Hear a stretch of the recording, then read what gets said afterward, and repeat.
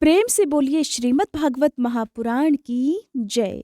आज सुनिए भागवत की आगे की कथा। श्री सुखदेव जी कहते हैं, हे परीक्षित, भगवान श्री कृष्ण ने चाणूर आदि के वध का निश्चित संकल्प कर लिया। जोड़बद्ध दिए जाने पर श्री कृष्ण चाणूर से और बलराम जी मुष्टिक से जा भिड़े। वे लोग एक दूसरे को जीत लेने की इच्छा से हाथ बांधकर और पैरों में पैर अड़ाकर बलपूर्वक अपनी ओर खींचने लगे। वे पंजों से पंजे, घुटनों से घुटने, माथे से माथा और छाती से छाती भिड़ाकर एक दूसरे पर चोट करने लगे।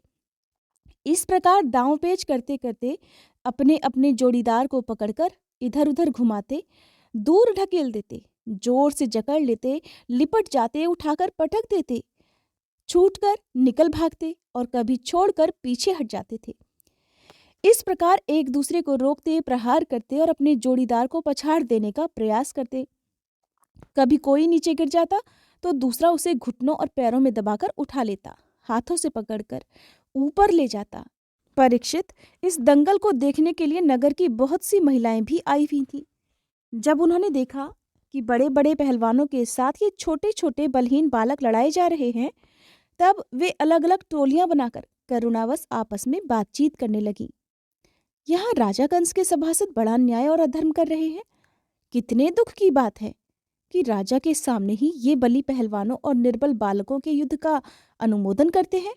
बहन देखो, इन पहलवानों का एक एक अंग वज्र के समान कठोर है। ये देखने में बड़े भारी पर्वत से मालूम होते हैं, परंतु श्री कृष्ण और बलराम तो अभी जवान भी नहीं हुए हैं। इनकी तो किशोर अवस्था है। इनका एक एक अंग अत्यंत सुकुमार है। कहाँ ये और कहाँ वे पहलवान? कितने लोग यहाँ पर इकट्ठे हुए हैं, देख रहे हैं। उन्हें तो धर्मोल्लंघन का पाप अवश्य ही लगेगा। सखी, अब हमें भी यहाँ से चल देना चाहिए। जहाँ अधर्म की प्रधानता हो वहाँ कभी नहीं रहना चाहिए, यही शास्त्र का नियम है। देखो, शास्त्र कहता है कि बुद्धिमान पुरुष को सभासदों के दोषों को जानते हुए उस सभा में जाना भी ठीक नहीं है, क्योंकि वहां जाकर उन अवगुणों को कहना, मौन रह जाना अथवा मैं नहीं जानता ऐसा कह देना, ये तीनों ही बातें मनुष्य को दोषभागी बनाती हैं। देखो देखो, श्री कृष्ण शत्रु के चारों ओर पैतरा बदल रहे हैं। उनके मुख पर पसीने की बूंद ठीक वैसे ही शोभा दे रही हैं जैसे कमलकोश पर जल की बूंदें। सखियों, क्या तुम नहीं देख रही हो कि बलराम जी का मुख मुष्टिक के प्रति क्रोध के कारण कुछ कुछ लाल नेत्रों से युक्त हो रहा है? फिर भी हास्य का अनिरुद्ध आवेग कितना सुंदर लग रहा है। हे भरतवंश शिरोमणि, जिस समय पूर्वासिनी स्त्रियां इस प्रकार बातें कर रही थीं, उसी समय योगेश्वर भगवान श्री कृष्ण ने मन ही मन शत्रु को मार डालने का निश्चय किया। स्त्रियों की ये भयपूर्ण बातें माता पिता देवकी वसुदेव भी सुन रहे थे। वे पुत्र स्नेहवश शोक से विवल हो गए। उनके हृदय में बड़ी जलन, बड़ी पीड़ा होने लगी, क्योंकि वे अपने पुत्रों के बल वीर्य को नहीं जानते थे। भगवान श्री कृष्ण और उनसे भिड़ने वाला चाणूर दोनों ही अलग अलग प्रकार के दांव पेच का प्रयोग करते हुए एक दूसरे से जिस प्रकार लड़ रहे थे, वैसे ही बलराम जी और मुष्टिक भी एक दूसरे से भिड़े हुए थे। भगवान के अंग प्रत्यंग वज्र से भी कठोर हो रहे थे। उनकी रगड़ से चाणूर की रग रग ढीली पड़ गई। बार बार उसे ऐसा लग रहा था मानो उसके शरीर के सारे बंधन टूट रहे हैं। उसे बड़ी म्लानी, बड़ी व्यथा हुई। अब वह अत्यंत क्रोधित होकर बाज की तरह झपटा और दोनों हाथों के घूंसे बनाकर उसने भगवान श्री कृष्ण की छाती पर प्रहार कर दिया। परंतु उसके प्रहार से भगवान थोड़ा सा भी विचलित नहीं हुए। जैसे फूलों की गजरे की मार से गजराज नहीं होते। उन्होंने चाणूर की दोनों भुजाएं पकड़ ली और उसे अंतरिक्ष में बड़े वेग से कई बार घुमाकर धरती पर दे मारा। परीक्षित, चाणूर के प्राण तो घुमाने के समय ही निकल गए थे। उसकी वेशभूषा अस्त व्यस्त हो गई, केश और मालाएं बिखर गईं और वह इंद्रध्वज के समान गिर पड़ा। इसी प्रकार मुष्टिक ने भी पहले बलराम जी को एक घूंसा मारा। इस पर बली बलराम जी ने उसे बड़े जोर से एक तमाचा जड़ दिया। तमाचा लगने से वह कांप उठा और अंत में प्राणहीन होकर खून उगलता हुआ धरती पर गिर पड़ा। हे राजन, इसके बाद योद्धाओं में श्रेष्ठ भगवान बलराम जी ने अपने सामने आते ही कूट नामक पहलवान को भी खेल ही खेल में बाएं हाथ के घूंसे से मार डाला। उसी समय भगवान श्री कृष्ण ने पैर की ठोकर से शल का सिर धड़ से अलग कर दिया और तोशल को तिनके की तरह चीरकर 2 टुकड़े कर दिए। इस प्रकार दोनों धाराशायी हो गए। जब चाणूर, मुष्टिक, कूट, शल और तोशल ये 5 पहलवान मर चुके, तब जो बच रहे थे वो तो अपने प्राण बचाने के लिए स्वयं ही वहां से भाग खड़े हुए। उनके भाग जाने पर भगवान श्री कृष्ण और बलराम जी अपने समवयस्क ग्वाल बालों को खींच खींच कर उनके साथ भिड़ने और नाच गाकर भेरी ध्वनि के साथ अपने नुपुरों की झनकार को मिलाकर मल्ल क्रीड़ा, कुश्ती के खेल करने लगे। भगवान श्री कृष्ण और बलराम जी की इस अद्भुत लीला को देखकर सभी दर्शकों को बड़ा आनंद हुआ। श्रेष्ठ ब्राह्मण और साधु पुरुष धन्य है इस प्रकार कहकर प्रशंसा करने लगे। परंतु कंस को इससे बड़ा दुख हुआ। वो और भी चिढ़ गया। जब उसके प्रधान पहलवान मार डाले गए और बचे हुए सब के सब भाग गए, तब भोजराज कंस ने अपने बाजे गाजे बंद करा दिए और अपने सेवकों को ये आज्ञा दी, अरे वसुदेव के इन दुष्चरित्र लड़कों को नगर से बाहर निकाल दो, गोपों का सारा धन छीन लो और दुर्बुद्धि नंद को कैद कर लो। वसुदेव भी बड़ा कुबुद्धि और दुष्ट है, उसे शीघ्र मार डालो। और उग्रसेन मेरा पिता होने पर भी अपने अनुयायियों के साथ शत्रुओं से मिला हुआ है, इसलिए उसे भी जिंदा मत छोड़ना। कंस इस प्रकार बढ़ बढ़कर बकवाद कर रहा था कि अविनाशी श्री कृष्ण कुपित होकर फुर्ती से वेग पूर्वक उछलकर लीला से ही उसके ऊंचे मंच पर जा चढ़े। जब मनस्वी कंस ने देखा कि मेरे मृत्यु रूप भगवान श्री कृष्ण सामने आ गए, तब वह सहसा अपने सिंहासन से उठ खड़ा हुआ। हाथ में ढाल और तलवार उठा ली। हाथ में तलवार लेकर वह चोट करने का अवसर ढूंढता हुआ पैंतरा बदलने लगा। आकाश में उड़ते हुए बाज की तरह वो कभी दाईं ओर जाता तो कभी बाईं ओर। परंतु भगवान का प्रचंड तेज अत्यंत दुस्सह है। जैसे गरुड़ सांप को पकड़ लेते हैं, वैसे ही भगवान ने भी उसे बलपूर्वक पकड़ लिया। इसी समय कंस का मुकुट गिर गया और भगवान ने उसके केश पकड़कर उसे भी उस ऊंचे मंच से रंगभूमि में गिरा दिया। फिर परम स्वतंत्र और सारे विश्व के आश्रय भगवान श्री कृष्ण उसके ऊपर स्वयं कूद पड़े। उनके कूदते ही कंस की मृत्यु हो गई। सबके देखते देखते भगवान श्री कृष्ण कंस की लाश को धरती पर उसी प्रकार घसीटने लगे जैसे सिंह हाथी को घसीटता है। हे राजन, उस समय सबके मुंह से हाय हाय की बड़ी ऊंची आवाजें सुनाई पड़ी। कंस नित्य निरंतर बड़ी ही घबराहट के साथ श्री कृष्ण का ही चिंतन करता रहता था। वो खाते पीते, सोते चलते, बोलते और सांस लेते सब समय अपने सामने चक्र हाथ में लिए भगवान श्री कृष्ण को ही देखता रहता था। इस नित्य चिंतन के फलस्वरूप वह चाहे द्वेष भाव से ही क्यों न किया गया हो, उसे भगवान के उसी रूप की प्राप्ति हुई, सारूप्य मुक्ति हुई, जिसकी प्राप्ति बड़े बड़े तपस्वी योगियों के लिए भी कठिन है। कंस के कंक और न्याय ग्रोध आदि 8 छोटे छोटे भाई थे। वे अपने बड़े भाई का बदला लेने के लिए क्रोध से आग बबूले होकर भगवान श्री कृष्ण और बलराम जी की ओर दौड़े। जब भगवान बलराम जी ने देखा कि वे बड़ी तेजी से युद्ध करने के लिए तैयार होकर दौड़े आ रहे हैं, तब उन्होंने परिघ उठाकर उन्हें वैसे ही मार डाला जैसे शेर पशुओं को मार डालता है। उस समय आकाश में दुंदुभियां बजने लगीं। भगवान के विभूति स्वरूप ब्रह्मा, शंकर आदि देवता बड़े आनंद से पुष्पों की वर्षा करते हुए उनकी स्तुति करने लगे। अप्सराएं नाचने लगीं। हे महाराज, कंस और उसके भाइयों की स्त्रियां अपने आत्मीय स्वजनों की मृत्यु से अत्यंत दुखी हुईं। वे अपने सिर पीटती हुई आंखों में आंसू भरकर वहां आईं। वीर शैया पर सोए हुए अपने पतियों से लिपटकर वे शोकग्रस्त हो गई और बार बार आंसू बहाती हुई ऊंचे स्वर से विलाप करने लगी। श्री सुखदेव जी कहते हैं, परीक्षित, भगवान श्री कृष्ण ही सारे संसार के जीवन दाता हैं। उन्होंने रानियों को ढांढस बताया, सांत्वना दी, फिर लोक रीति के अनुसार मरने वाले का जैसा क्रियाक्रम होता है वो सब करवाया। उसके बाद भगवान श्री कृष्ण और बलराम जी ने जेल में जाकर अपने माता पिता को बंधन से छुड़ाया और सिर से स्पर्श करके उनके चरणों की वंदना की।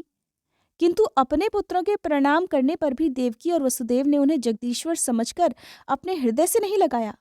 उन्हें शंका हो गई कि हम जगदीश्वर को पुत्र कैसे समझें। श्री सुखदेव जी कहते हैं, परीक्षित, भगवान श्री कृष्ण ने देखा कि माता पिता को मेरे ऐश्वर्य का, मेरे भगवत भाव का ज्ञान हो गया है, परंतु उन्हें ऐसा ज्ञान होना ठीक नहीं है। इससे तो ये पुत्र स्नेह का सुख नहीं पा पाएंगे। ऐसा सोचकर उन पर वह अपनी योग माया उन्होंने फैला दी, जो उनके स्वजनों को मुग्ध कर रखकर उनकी लीला में सहायक हो जाती है। यदुवंश शिरोमणि भगवान श्री कृष्ण बड़े भाई बलराम जी के साथ अपने माता पिता के पास जाकर आदर पूर्वक और विनय से झुककर बोले, माताजी, पिताजी। इन शब्दों से उन्हें प्रसन्न करते हुए कहने लगे कि पिताजी, माताजी, हम आपके पुत्र हैं और आप हमारे लिए सर्वदा उत्कंठित रहे हैं। फिर भी आप हमारे बाल्य, पौगंड और किशोर अवस्था का सुख हमसे नहीं पा सके। दुर्दैववश हम लोगों को आपके पास रहने का सौभाग्य ही नहीं मिला। इसी से बालकों को माता पिता के घर में रहकर जो लाड़ प्यार का सुख मिलता है, वो हमें भी नहीं मिल सका। पिता और माता ही इस शरीर को जन्म देते हैं और इसका लालन पोषण करते हैं। तब कहीं जाकर ये शरीर धर्म, अर्थ, काम अथवा मोक्ष की प्राप्ति का साधन बनता है। अगर कोई मनुष्य 100 वर्ष तक जीकर माता और पिता की सेवा करता रहे, तब भी वह उनके उपकार से उऋण कभी नहीं हो सकता। जो पुत्र सामर्थ्य रहते हुए भी अपने माँ बाप के शरीर और धन से सेवा नहीं करता, उसके मरने पर यमदूत उसे उसके अपने शरीर का मांस खिलाते हैं। जो पुरुष समर्थ होकर भी बूढ़े माता पिता, सती पत्नी, बालक, संतान, गुरु, ब्राह्मण और शरणागत का भरण पोषण नहीं करता, वो जीता हुआ भी मुर्दे के समान ही है। पिताजी, हमारे इतने दिन व्यर्थ हो गए, क्योंकि कंस के भय से सदा उद्विग्न चित्त रहने के कारण हम आपकी सेवा करने में असमर्थ रहे। मेरी माँ और मेरे पिताजी, आप हम दोनों को क्षमा कर दीजिए। हाय, दुष्ट कंस ने आपको इतने इतने कष्ट दिए, परंतु हम परतंत्र रहने के कारण आपकी कोई भी सेवा नहीं कर सके। श्री सुखदेव जी कहते हैं, परीक्षित, अपनी लीला से मनुष्य बने हुए विश्वात्मा श्रीहरि की इस वाणी से मोहित होकर देवकी वसुदेव ने उन्हें गोद में उठा लिया और हृदय से लगाकर परमानंद प्राप्त किया। राजन, वे स्नेह पाश से बंधकर पूर्णतः मोहित हो गए और आंसुओं की धारा से उनका अभिषेक करने लगे। यहाँ तक कि आंसुओं के कारण गला रुंध जाने से वे कुछ भी बोल नहीं सके। देवकी नंदन भगवान श्री कृष्ण ने इस प्रकार अपने माता पिता को सांत्वना देकर अपने नाना उग्रसेन को यदुवंशियों का राजा बना दिया। परीक्षित, श्री कृष्ण ही सारे विश्व के विधाता हैं। उन्होंने जो कंस के भय से व्याकुल होकर इधर उधर भाग गए थे, उन यदु, वृष्णि, अंधक, मधु, दाशाहार और कुकुर आदि वंशों से उत्पन्न समस्त सजातीय संबंधियों को ढूंढ ढूंढ कर बुलवाया। उन्हें घर से बाहर रहने में बड़ा क्लेश उठाना पड़ा था। भगवान ने उनका सत्कार किया, सांत्वना दी और उन्हें खूब धन संपत्ति देकर तृप्त किया और अपने अपने घरों में बसा दिया। अब सारे के सारे यदुवंशी भगवान श्री कृष्ण तथा बलराम जी के बाहुबल से सुरक्षित थे। उनकी कृपा से उन्हें किसी प्रकार की कोई व्यथा नहीं थी, दुख नहीं था। उनके सारे मनोरथ सफल हो गए थे, वे कृतार्थ हो गए थे। अब वे अपने अपने घरों में आनंद से विहार करने लगे। भगवान श्री कृष्ण का वदन आनंद का सदन है। अब देवकी नंदन भगवान श्री कृष्ण और बलराम जी दोनों ही नंद बाबा के पास आए और गले लगने के बाद उनसे कहने लगे, पिताजी, आपने और मैया यशोदा ने बड़े स्नेह और दुलार से हमारा लालन पालन किया है। इसमें कोई संदेह नहीं कि माता पिता संतान पर अपने शरीर से भी अधिक स्नेह करते हैं। जिन्हें पालन पोषण न कर सकने के कारण स्वजन संबंधियों ने त्याग दिया है, उन बालकों को जो लोग अपने पुत्र के समान लाड़ प्यार से पालते हैं, वे ही वास्तव में उनके माता पिता हैं। पिताजी, अब आप लोग ब्रिज में जाइए। इसमें संदेह नहीं कि हमारे बिना वात्सल्य स्नेह के कारण आप लोगों को बहुत दुख होगा। यहाँ के सुहृद संबंधियों को सुखी करके हम लोग आप लोगों से मिलने के लिए अवश्य ही आएंगे। भगवान श्री कृष्ण ने नंद बाबा और दूसरे ब्रजवासियों को इस प्रकार समझा बुझाकर बड़े आदर के साथ वस्त्र, आभूषण और अनेक धातुओं के बने बर्तन आदि देकर उनका सत्कार किया। भगवान की बातें सुनकर नंद बाबा ने प्रेम से अधीर होकर उन दोनों भाइयों को अपने हृदय से लगा लिया और फिर अपने नेत्रों में आंसू भरकर गोपों के साथ व्रज के लिए प्रस्थान किया। राजन, इसके बाद वसुदेव जी ने अपने पुरोहित गर्गाचार्य जी और दूसरे ब्राह्मणों से दोनों पुत्रों का विधि पूर्वक द्विजाति समुचित यज्ञोपवीत संस्कार करवाया। फिर वे दोनों गुरुकुल में निवास करने की इच्छा से काश्यप गोत्री संदीपनी मुनि के पास गए, जो अवंतीपुर अर्थात उज्जैन में रहते थे। वे दोनों भाई विधिपूर्वक गुरुजी के पास रहने लगे। उस समय वे बड़े ही सुसंयत अपनी चेष्टाओं को सर्वथा नियमित रखे हुए थे। गुरुजी तो उनका आदर करते ही थे, भगवान श्री कृष्ण और बलराम जी भी गुरु की उत्तम सेवा कैसे करनी चाहिए इसका आदर्श लोगों के सामने रखते हुए बड़ी भक्ति से इष्ट देव के समान उनकी सेवा करने लगे। गुरुवर सांदीपनी जी उनकी शुद्ध भाव से युक्त सेवा से बहुत प्रसन्न हुए। उन्होंने दोनों भाइयों को 6 अंग और उपनिषदों के सहित संपूर्ण वेदों की शिक्षा दी। परीक्षित, भगवान श्री कृष्ण और बलराम जी तो सारी विद्याओं के प्रवर्तक हैं। इस समय केवल श्रेष्ठ मनुष्यों की तरह व्यवहार करते हुए वे अध्ययन कर रहे थे। उन्होंने गुरुजी के केवल एक बार कहने मात्र से ही सारी विद्याएं सीख ली। केवल 64 दिन रात में ही संयमी शिरोमणि दोनों भाइयों ने 64 कलाओं का भी ज्ञान प्राप्त कर लिया। इस प्रकार अध्ययन समाप्त होने पर उन्होंने सांदीपनी मुनि से प्रार्थना की कि आपकी जो इच्छा हो गुरु दक्षिणा मांग लीजिए। महाराज, सांदीपनी मुनि ने उनकी अद्भुत महिमा और अलौकिक बुद्धि का अनुभव कर लिया था। इसलिए उन्होंने अपनी पत्नी से सलाह करके ये गुरु दक्षिणा मांगी कि प्रभास क्षेत्र में हमारा बालक समुद्र में डूबकर मर गया था, उसे आप लोग वापस ला दीजिए। बलराम जी और श्री कृष्ण का पराक्रम अनंत था, दोनों ही महारथी थे। उन्होंने बहुत अच्छा कहकर गुरुजी की ये आज्ञा स्वीकार कर ली और रथ पर सवार होकर प्रभास क्षेत्र में गए। वे समुद्र तट पर जाकर क्षण भर बैठे रहे। उस समय ये जानकर कि साक्षात परमेश्वर है, अनेक प्रकार की पूजन सामग्री लेकर स्वयं समुद्र उनके सामने उपस्थित हुआ। भगवान ने समुद्र से कहा, हे समुद्र, तुम यहाँ अपनी बड़ी बड़ी तरंगों से हमारे जिस गुरु पुत्र को बहाकर ले गए थे उसे लाकर शीघ्र ही हमें दे दो। मनुष्य वेशधारी समुद्र ने कहा, देवाधिदेव श्री कृष्ण, मैंने उस बालक को नहीं लिया है। मेरे जल में पंचजन नाम का एक बड़ा भारी दैत्य जाति का असुर शंख के रूप में रहता है। अवश्य ही उसी ने वह बालक चुरा लिया होगा। समुद्र की बात सुनकर भगवान तुरंत ही जल में जा घुसे और शंखासुर को मार डाला, परंतु वह बालक उसके पेट में भी नहीं मिला। तब उसके शरीर का शंख लेकर भगवान रथ पर चले आए। वहां से बलराम जी के साथ श्री कृष्ण ने यमराज की प्रियपुरी संयमनी में जाकर अपना शंख बजाया। शंख का शब्द सुनकर सारी प्रजा का शासन करने वाले यमराज ने उनका स्वागत किया और भक्ति भाव से भरकर विधि पूर्वक उनकी बहुत बड़ी पूजा की। उन्होंने नम्रता से झुककर समस्त प्राणियों के हृदय में विराजमान सच्चिदानंद स्वरूप भगवान श्री कृष्ण से कहा, लीला से ही मनुष्य बने हुए हे सर्वव्यापक परमेश्वर, मैं आप दोनों की क्या सेवा करूं? तब भगवान कहने लगे, हे यमराज, यहाँ अपने कर्म बंधन के अनुसार मेरा गुरुपुत्र लाया गया है। आप मेरी आज्ञा स्वीकार करो और उसके कर्म पर ध्यान न देकर उसे मेरे पास ले आओ। यमराज ने जो आज्ञा कहकर भगवान का आदेश स्वीकार किया और उनका गुरुपुत्र लाकर दे दिया।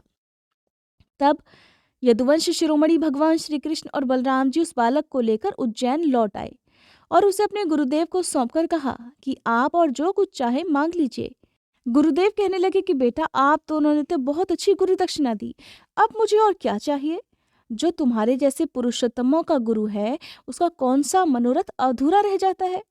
वीरो, अब तुम दोनों अपने घर जाओ। तुम्हें लोगों को पवित्र करने वाली कीर्ति प्राप्त हो। तुम्हारी पढ़ी हुई विद्या इस लोक और परलोक में सदा नवीन बनी रहे, कभी विस्मृत ना हो।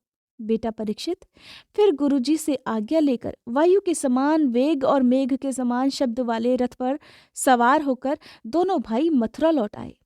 मथुरा की प्रजा बहुत दिनों तक श्री कृष्ण और बलराम जी को न देखने से अत्यंत दुखी हो रही थी।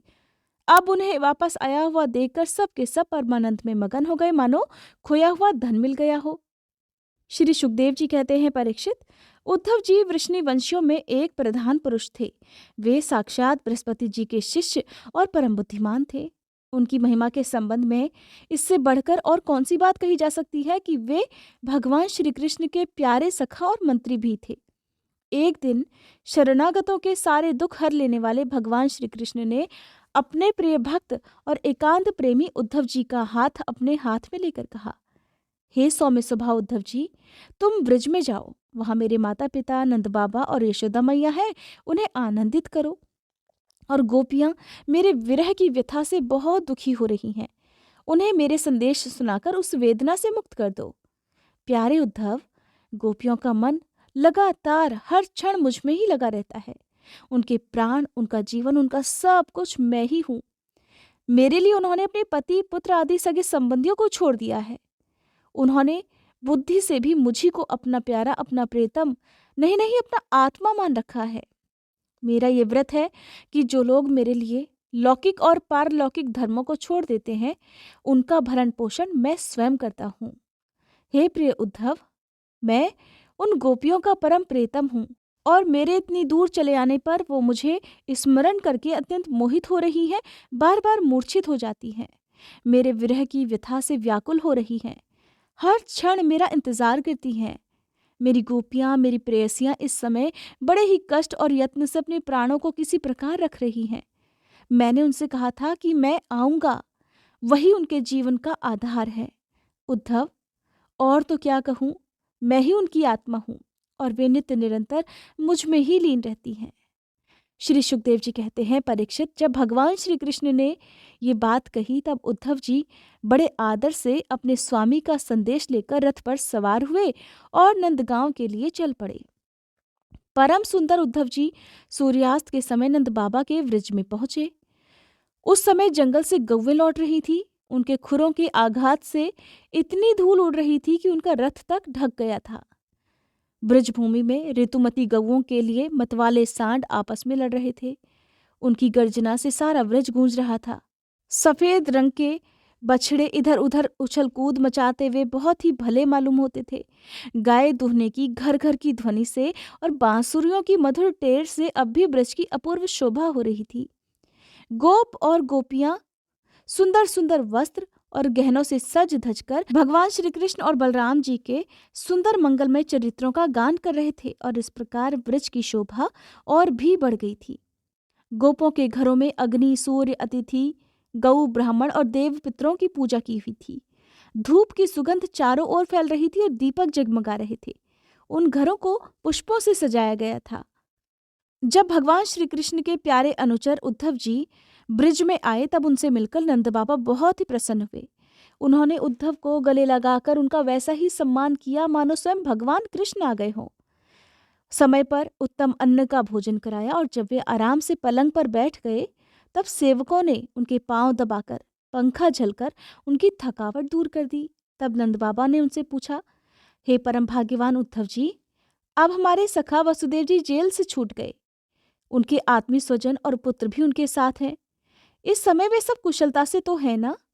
ये बड़े सौभाग्य की बात है कि अपने पापों के कारण पापी कंस अपने अनुयायियों के साथ मारा गया, क्योंकि स्वभाव से ही धार्मिक परम साधु यदुवंशियों से वे सदा द्वेष करता था। अच्छा उद्धव जी, श्री कृष्ण हमें कभी याद भी करते हैं या नहीं? ये उनकी माँ है, स्वजन संबंधी हैं, सखा हैं, गोप हैं, उन्हीं को अपना स्वामी और सब कुछ मानने वाला ये व्रज है, उन्हीं की गौवें, वृंदावन और ये गिरिराज है। क्या वे कभी इनका स्मरण करते हैं? आप ये तो बतलाइए कि हमारे गोविंद अपने सुहृद बांधवों को देखने के लिए एक बार भी यहाँ आएंगे क्या? अगर वे यहाँ आ जाते तो उनकी वह सुघड़ नासिका, उनका मधुर हास्य और मनोहर चितवन से युक्त ये मुख कमल हम दोबारा देख तो लेते। उद्धव जी, श्री कृष्ण का हृदय उदार है, उनकी शक्ति अनंत है। उन्होंने दावानल से, आंधी पानी से, वृषासुर से और अजगर आदि अनेकों मृत्यु के निमित्तों से जिन्हें टालने का कोई उपाय नहीं था, एक बार नहीं अनेकों बार हमारी रक्षा की है। हे उद्धव जी, हम तो लगातार उन्हीं को याद करते हैं। उन्हें याद करने के अलावा हमारा तो कोई काम काज में मन ही नहीं लगता। जब हम देखते हैं कि ये वही नदी है जिसमें श्री कृष्ण कभी जल क्रीड़ा करते थे, ये वही गिरिराज है जिसे उन्होंने अपने एक हाथ पर उठा लिया था, ये वही वन के प्रदेश हैं जहाँ श्री कृष्ण गौवें चराते हुए बांसुरी बजाया करते थे, और ये वही स्थान है जहाँ वे अपने सखाओं के साथ तरह तरह के खेल खेला करते थे। और साथ ही हम ये भी देखते हैं कि वहाँ उनके चरण चिन्ह अभी तक मिटे नहीं हैं। तब उन्हें देखकर हमारा तो मन श्री कृष्णमय हो जाता है। इसमें संदेह नहीं कि मैं श्री कृष्ण और बलराम को देव शिरोमणि मानता हूँ, और ये भी मानता हूँ कि वे देवताओं का कोई बहुत बड़ा प्रयोजन सिद्ध करने के लिए ही वहाँ आए हुए हैं। स्वयं भगवान गर्गाचार्य जी ने मुझसे ऐसा ही कहा था।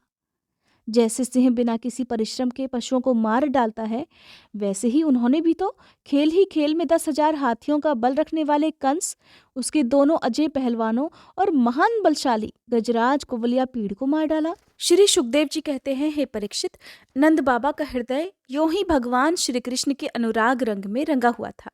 जब वे इस प्रकार श्री कृष्ण की लीलाओं का स्मरण करने लगे, तब तो उनके मन में प्रेम की बाढ़ ही आ गई। वे विह्वल हो गए और उनसे मिलने की तीव्र इच्छा उनके मन में हो गई, जिस कारण उनका गला रुंध गया और वे मौन हो गए। यशोदा रानी भी वहीं बैठकर नंद बाबा की बातें सुन रही थी। श्री कृष्ण की एक एक लीला सुनकर उनके नेत्रों से भी आंसू बहते जाते थे और पुत्र स्नेह की बाढ़ से उनके स्तनों से दूध की धारा बहती जा रही थी। तब उद्धव जी उन दोनों को समझाते हुए कहने लगे कि भक्त वत्सल यदुवंश शिरोमणि भगवान श्री कृष्ण थोड़े ही दिनों में व्रज में आएंगे और आप दोनों को अपने माता पिता को आनंदित करेंगे। जिस समय उन्होंने समस्त यदुवंशियों के द्रोही कंस को रंगभूमि में मार डाला और आपके पास आकर ये कहा कि मैं व्रज में आऊंगा, वे उस कथन को अवश्य ही सत्य करेंगे। आप दोनों तो परम भाग्यशाली हैं। दुख मत कीजिए, आप श्री कृष्ण को सदा अपने पास ही देखेंगे, क्योंकि जैसे काष्ठ में अग्नि सदा ही व्यापक रूप से रहती है, वैसे ही वे समस्त प्राणियों के हृदय में सदा विराजमान रहते हैं। परीक्षित, भगवान श्री कृष्ण के सखा उद्धव और नंद बाबा इसी प्रकार आपस में बातें करते रहे। सारी रात बात करते करते वह रात बीत गई। कुछ रात शेष रहने पर गोपियां उठी। दीपक जलाकर उन्होंने घर की देहलियों पर वास्तुदेव का पूजन किया, अपने घरों को झाड़ बुहार कर साफ किया और फिर दही मथने लगी। गोपियों की कलाइयों में कंगन शोभायमान हो रहे थे। रस्सी खींचते समय वे बहुत भली लग रही थी। कानों के कुंडल हिल मिलकर उनके कुमकुम मंडित कपोलों की लालिमा बढ़ा रहे थे। उनके आभूषणों की मणियां दीपक की ज्योति से और भी जगमगा रही थी और इस प्रकार वे अत्यंत शोभा से संपन्न होकर दही मथ रही थी। और जब भगवान भास्कर का उदय हुआ, तब गोपियों ने देखा कि नंद बाबा के दरवाजे पर एक सोने का रथ खड़ा है। तो वे एक दूसरे से पूछने लगी कि अरे सखी, ये किसका रथ है? किसी गोपी ने कहा, कंस का प्रयोजन सिद्ध करने वाला अक्रूर ही तो कहीं फिर से नहीं आ गया है, जो कमल नयन प्यारे श्याम सुंदर को यहाँ से मथुरा लेकर गया था। दूसरी गोपी कहने लगी, क्या अब वो हमें ले जाकर अपने मरे हुए स्वामी कंस का पिंडदान करेगा? अब यहाँ उसका आने का क्या प्रयोजन हो सकता है? गोपियां इस प्रकार आपस में बातचीत कर ही रही थी कि उसी समय नित्य कर्म से निवृत्त होकर उद्धव जी ही वहां आ पहुंचे। उसके बाद उद्धव जी ने गोपियों से जो कुछ कहा, उसका वृतांत आप अगले अध्याय में सुनेंगे। उम्मीद करती हूँ ये वीडियो आपको पसंद आई होगी।